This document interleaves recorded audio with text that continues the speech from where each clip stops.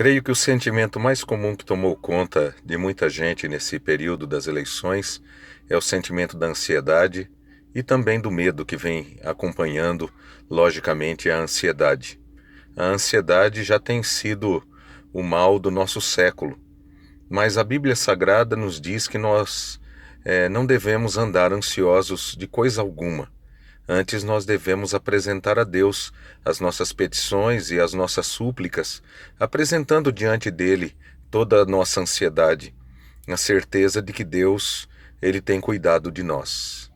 Domingo será o segundo turno das eleições, e eu tenho certeza de que dos dois lados, aqueles que pretendem votar em Bolsonaro, aqueles que pretendem votar em Haddad, ambos estão ansiosos, ambos estão com medo.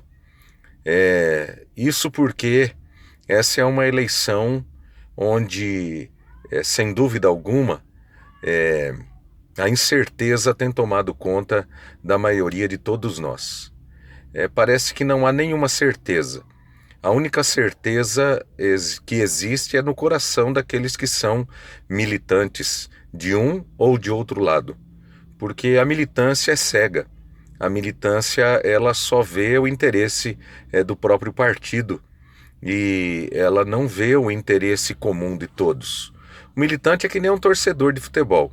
Por exemplo, eu sou corintiano e o meu time pode estar bem, pode estar mal, eu vou ficar torcendo pelo meu time, é o meu time, e se ele ganha de maneira correta, eu vibro, se ele ganha de maneira incorreta, eu vibro também. Eu pouco me importo com os torcedores dos outros times, daqueles que perdem, e ainda que muitas vezes injustamente. Então, a militância é um problema sério, porque ela é fanática, de maneira geral. Eu não sou militante de nenhum partido político. Eu torço de fato pelo meu país, eu oro pelo meu país, ainda que eu creia que a minha pátria está nos céus. Mas como nós aprendemos, o cristão é cidadão de dois reinos: do reino terreno, onde ele mora, no país onde ele mora, na cidade onde ele mora, e também do reino dos céus. Eu creio que a justiça perfeita e tudo mais que advém da justiça perfeita, a paz, a tranquilidade, a segurança, só ocorrerá de fato no novo céu e na nova terra. Esperar qualquer coisa perfeita de homens imperfeitos é impossível, mas nós devemos lutar sempre para que a justiça seja feita, para que o fruto da justiça seja de fato a paz, assim como a segurança, assim como o bem-estar de todo cidadão. Esse é o desejo de todos nós. E não só vemos os interesses de uma classe ou de outra, nós temos que pensar sempre no país. Mas diante de toda essa ansiedade, de todo esse medo, em quem você vai votar? E se o seu candidato ele não for eleito, o que é que você vai fazer? Vai ficar em desespero? Vai se colocar contra ele? Ou vai apresentá-lo a Deus em oração? Por muitas eleições eu votei e candidatos em quem eu votei, fosse para prefeito, fosse para vereador ou governador e até mesmo para presidente, não venceram eleições. Algumas vezes sim, outras não. E qual foi a minha atitude? E eu creio que deve ser essa atitude de todos nós que somos cristãos. Deve ser uma atitude de oração. Nós cremos que não há autoridade que não seja constituída por Deus. Eu não luto contra a autoridade de ninguém. Eu oro pelas autoridades. Eu até creio que as autoridades, mesmo quando elas façam determinadas coisas que nos desagradam e que nós não aprovamos, elas às vezes são até usadas por Deus para corrigir-nos quando nós nos desviamos de Deus. Há tanta gente cristã que está longe do Senhor, não ama a igreja, não luta pelos valores do reino de Deus, mas, mesmo assim, afirma ser cristão.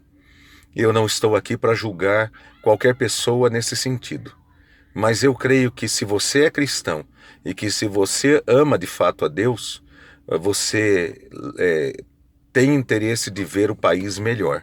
assim como eu tenho e creio que todos nós temos. Então, nosso dever principal agora é orar.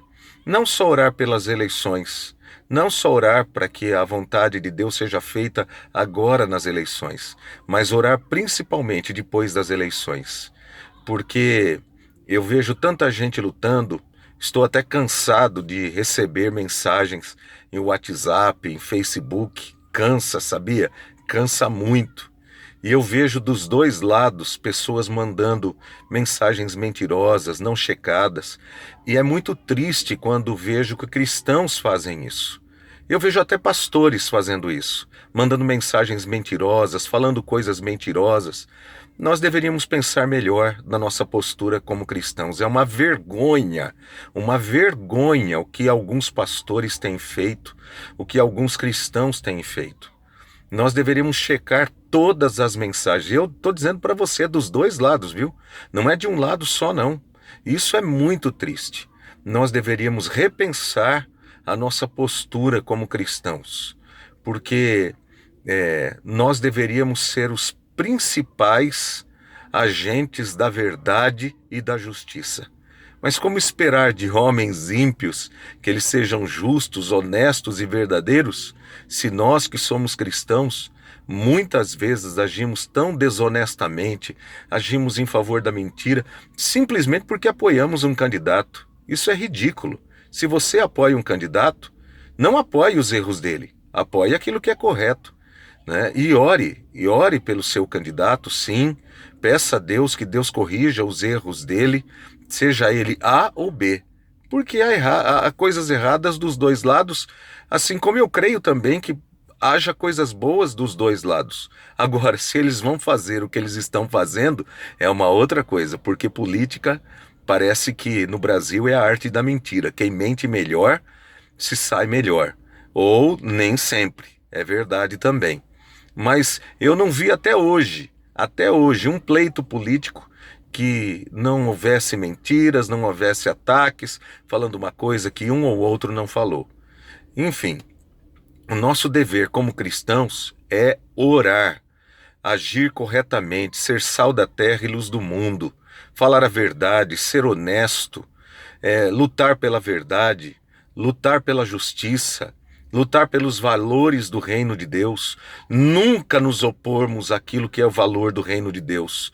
Nunca faça isso, porque fazendo isso você estará lutando contra o reino de Deus e contra Deus.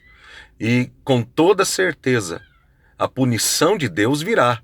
Então nós precisamos ser sérios em nosso proceder, em nosso falar, em nosso agir e até mesmo em na maneira como nós nos posicionamos a favor ou contra alguém.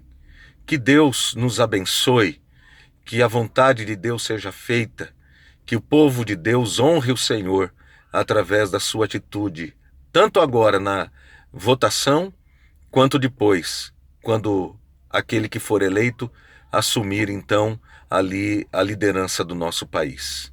Que Deus abençoe o nosso futuro presidente. Que Deus abençoe o nosso país, em nome de Jesus. Grande abraço.